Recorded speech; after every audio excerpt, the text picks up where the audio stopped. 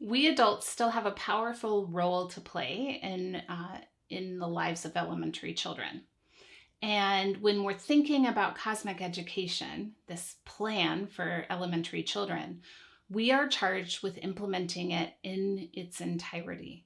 We have to remember that, we want to expose children to as much knowledge as we can when their minds are that fertile field.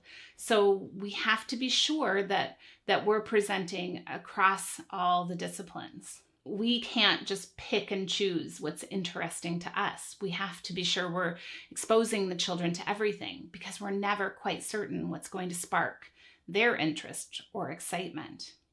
We start with the stories, the great stories, and we tell them every year, because every year the children, even the children who've heard it many years in a row, will hear something different and be struck by it differently, and their imaginations will respond differently. Remember, we're offering seeds, the sort of basic units to children, and we're offering just a little key at a time. We're not imposing a ton of information on them. We want to inspire them to learn more, and then we'll offer another seed and another seed.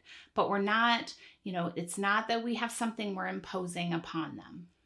We do have an organization within Cosmic Education for the adults. So we have 8 subject areas that we sort of group our lessons in. We've got art, biology, geography, geometry, history, language, math, and music. But the children really shouldn't feel these divisions of the disciplines. We know everything in the cosmos is sort of interconnected. We don't want the children thinking in the different subject areas like that. And so we certainly aren't ever going to say to the children, you must do math and language before anything else, or only one piece of art per day. No, we aren't putting value judgments on any discipline in that manner. We're really helping the children just have the freedom to work on whatever they wish in the environment. And also, we're making sure that they know they won't be interrupted in that work. So they get to have a work cycle that's uninterrupted. They're not going to have to get pulled out to go to PE or something. They're able to work within their classroom and get really deeply into their whatever they're pursuing at the moment.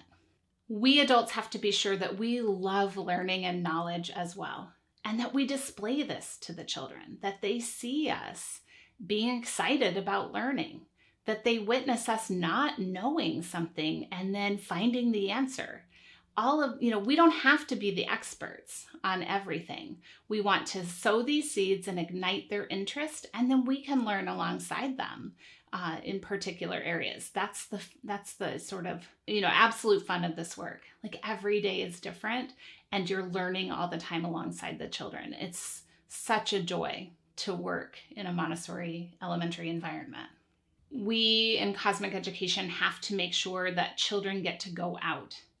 Right, so we're making sure that we've got an environment set up that children have a lot of keys and seeds that they can get in the classroom, and they have the opportunity to plan to leave the classroom if they need more. Margaret Stevenson, who started the first AMI training in the United States, talks about how if going out's not happening, we're not doing Cosmic Education. We have to do Cosmic Education in its entirety, and that means that children have to be able to go out.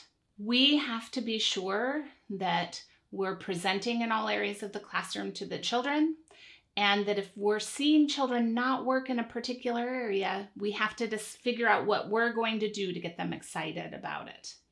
We can't look at our albums, at all the lists of presentations we have to offer children as a checklist that we just go through in order from the first page to the last. That's absolutely not Cosmic Education. We're really lucky to have a variety of lessons we can offer children, and we, instead of looking at it as a curriculum that we dose out to them, we instead have to say, okay, I'm seeing this characteristic in this child. What lesson do I have that's going to really fuel that? Or I see this interest. Do I have a lesson that can respond to it? So all the presentations that we build in our training to support the children in their self-construction are not a curriculum to be imposed on the children. They're keys we can offer to them in response to their interest or their characteristics. This is a pretty different way of approaching education, but it's the key way we do.